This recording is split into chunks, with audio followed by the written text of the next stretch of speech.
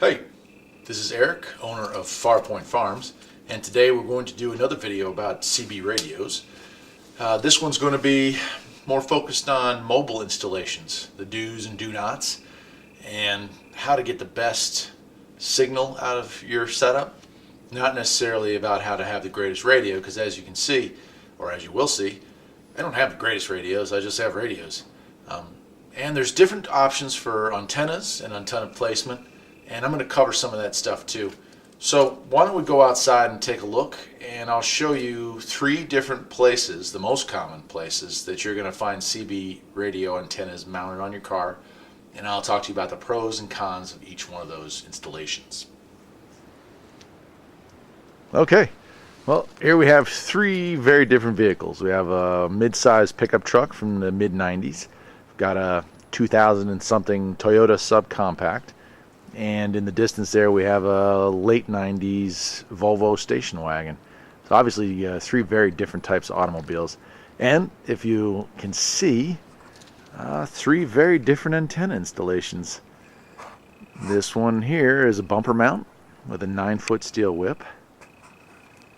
The middle one is a trunk mount Tram 300 mounted to the rear, and down at the end there we have a center mounted roof antenna, and that's an old early 80s or late 70s Radio Shack antenna. Okay, so let's talk about the different setups and why they work or don't work.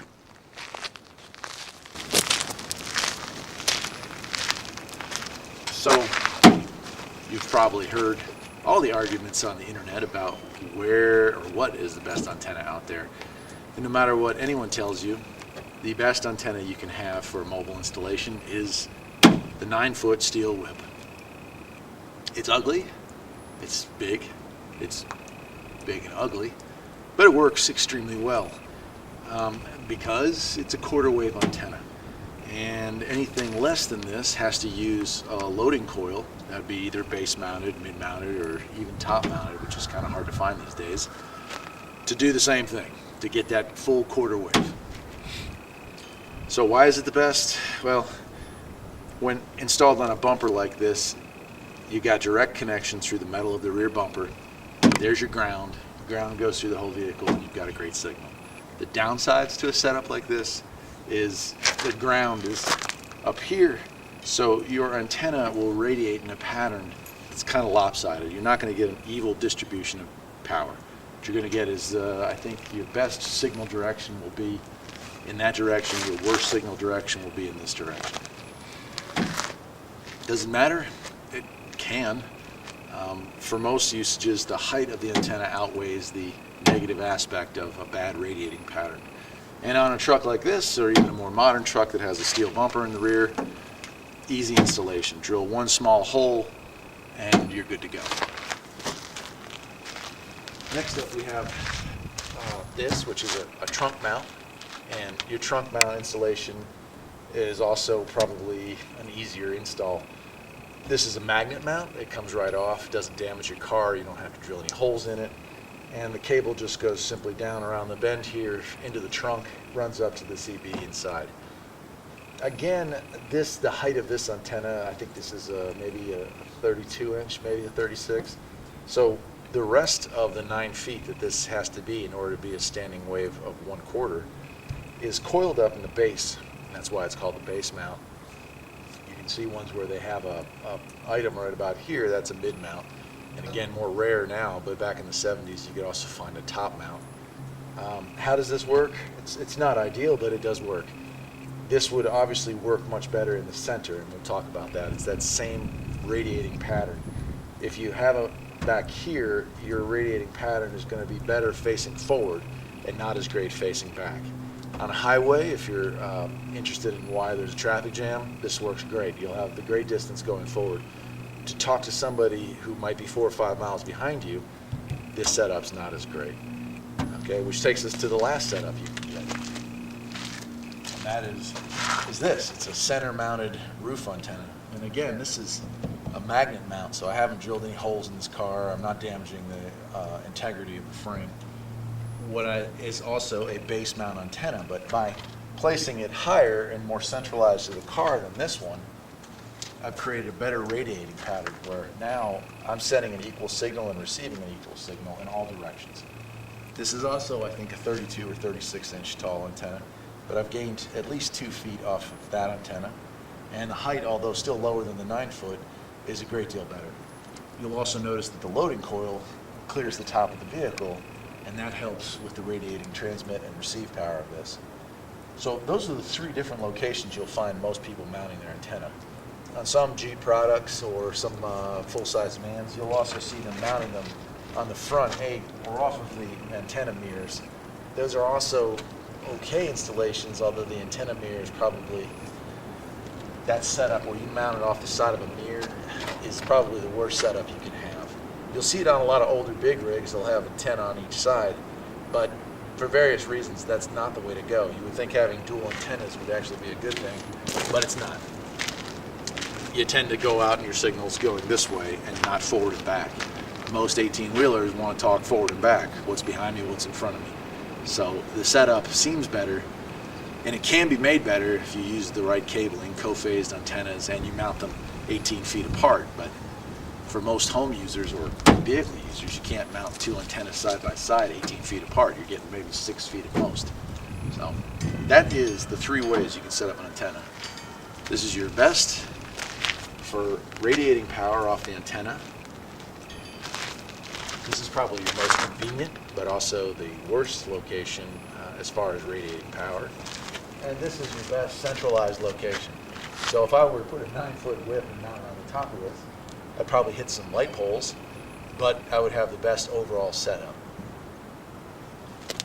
So let's take a look at the installation inside the car and look at different ways to mount your CB. Okay, I've covered this installation in another video, but here it is again. This is a double DIN radio mount. That is, the original radio is twice this size, and this is what's considered to be a DIN size radio. That fits in one spot, and most of the time when you add a radio like this to a car that has a double DIN slot, it'll have a pocket or a place to put CDs or something down there. With a little bit, and I do mean a very little bit of modifications, you can install a double DIN setup where you have a CB radio mounted down here. Not all CB radios will fit in here, but most of your compacts will, and there's different ones available. I personally think for this setup, the very best radio you can have is the one that's installed right here. And that's a Cobra 18 with weather, and it's really a nice little setup. It has the ability to switch between CB reception and transmit and weather reception, so you can get the 7 weather channels while you're driving down the road. The other thing that makes this ideal for a DIN setup is, unlike 99% of the radios out there, the speaker faces front. So if I bury a CB in this dash and the speaker faces down, well, I'm getting muffled through the body of the car. I can always add an external antenna wherever, or not antenna, an external speaker wherever I can, but that adds expense and complexity to the setup. This being very inexpensive on the used market, $15 or so, makes it a great radio for this type of setup. It's a clean installation. You can always unscrew the microphone when you're not using it, and it doesn't get in your way. For me, this is perfect. It also has some pretty nice functions for a CB of this price range. It has a dual watch function that allows you to switch between 2 channels. It scans when you turn the squelch up between, say, channel 19 if you're on the highway, and whatever channel you're normally talking on, and that gives you an opportunity to hear what's going on the road and what's going on with whoever you're riding with. Also, it has a scan function. You turn it on squelch. Out here in the mountains, there's not a lot of radio traffic. You turn the squelch up just off the noise floor and let that scan function work, and it'll roll through the stations until it picks up a signal of somebody talking close enough that you can talk back. Really neat.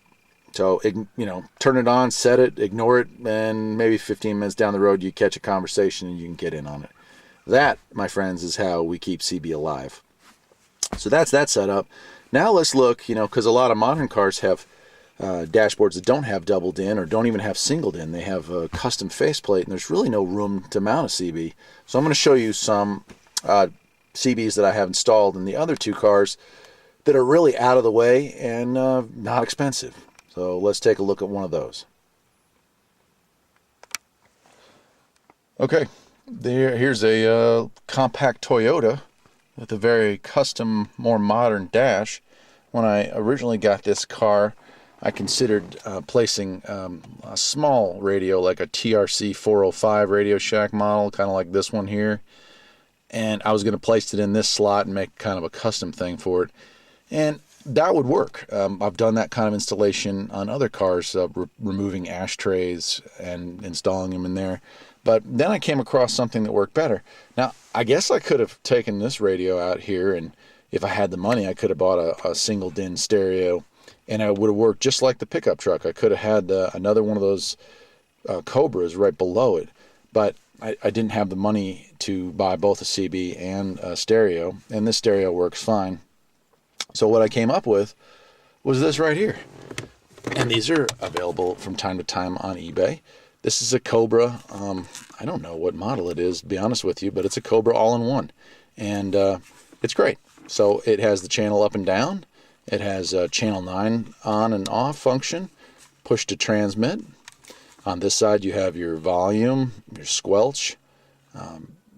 It has a lock so you don't change the channel accidentally. And it has a DX and local, although again, I'm not sure why you would need that, especially in the modern era. But yeah, all in one. Hangs out here. I've got a cable that runs down underneath, and behind the glove box, there's a base part of this that's mounted.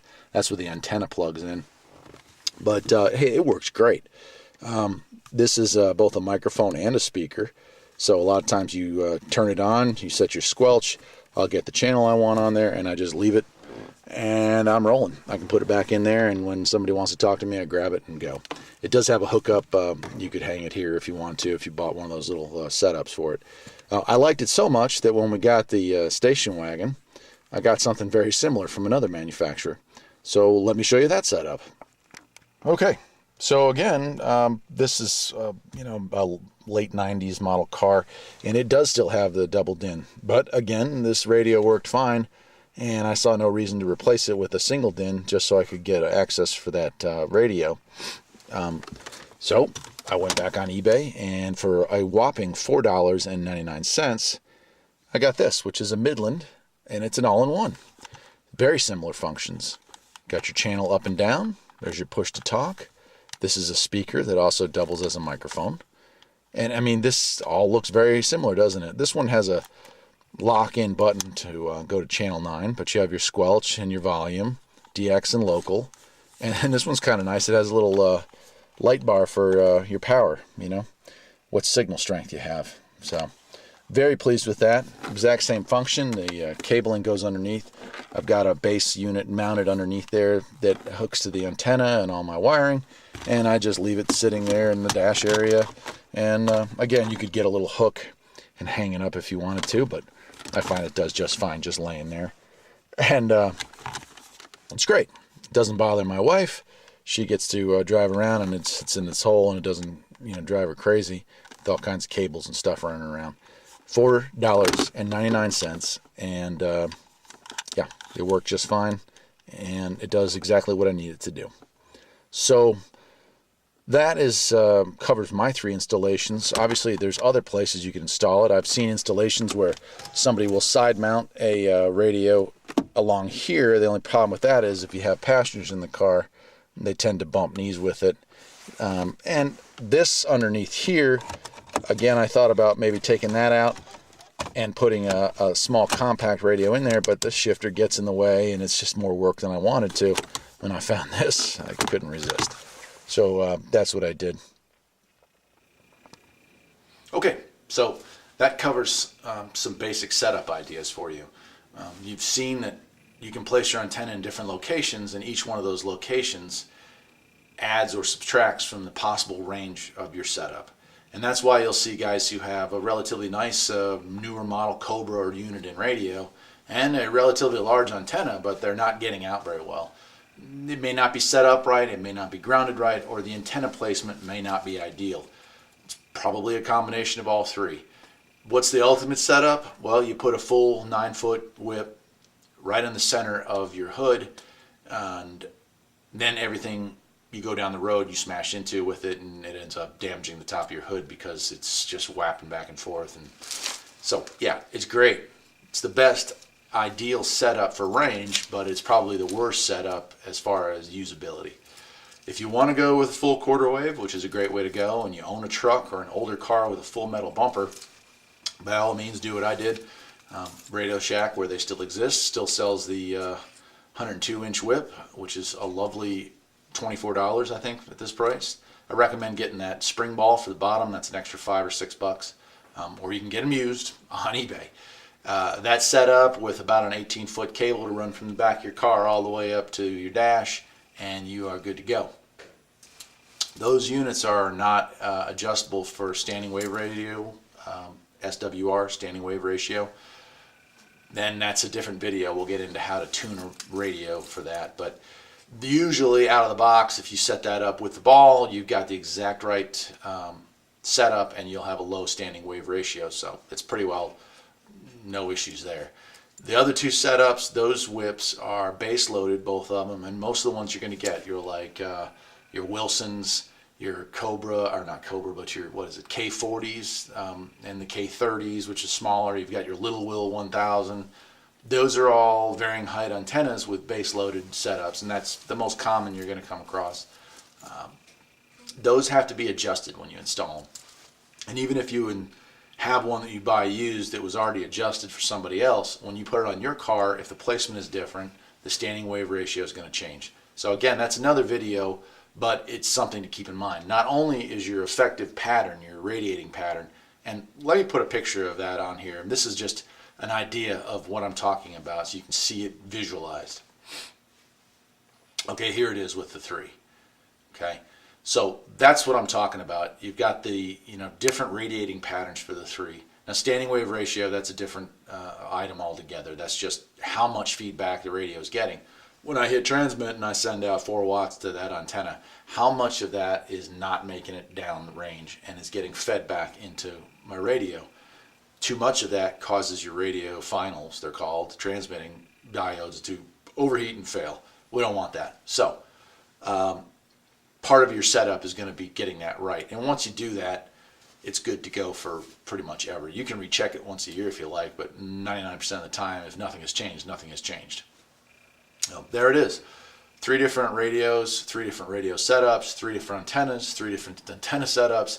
Gives you an idea of the variety you can choose from. And even with a modern car where you think you can't fit a radio in there, you can. You can fit that radio in there. You get a little handheld unit. They still make, if you want to go a new path, I believe Cobra and either Midland or Uniden makes all-in-one handheld radios.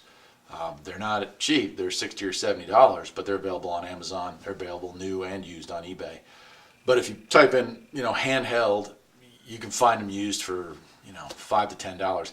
Hell, that Cobra one came in its original box with the manual and everything else. I don't think I paid $10 or $11. The other one, like I said, was $4.99 plus like $4 shipping. So pretty cool. Anyway, this is Eric, owner of Farpoint Farms. I hope you got some knowledgeable information out of this. And of course, I'm not an expert on everything I talk about. I'm sure that there are a couple of errors in this, but generally speaking, I'm trying to help you all out. If you have questions or comments, please go ahead, put them in the comment section, and I'll try and get back to you. That's it. Now, next time we do a CB, it'll be about base stations. And then we'll get into SWR and tuning your radio. Those antenna masts, you take a little in, you take a little out until you get the lowest possible. That'll be another video for another time, but for right now, I need to go inside and warm up. It's probably maybe 20, 25 degrees at most. Take care.